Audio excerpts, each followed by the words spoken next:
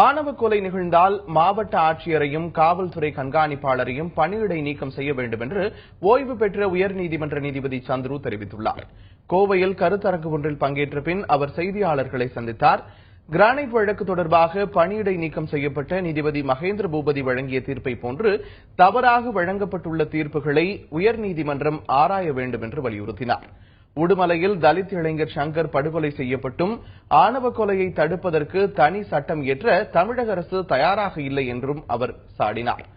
ஆணவ கொலை நடைபெற்றால் மாவட்ட ஆட்சியரையும் காவல்துறை கண்காணிப்பாளரையும் பணியிடை நீக்கம் செய்ய வேண்டும் என்றும் நீதிபதி சந்துரு தெரிவித்தார்.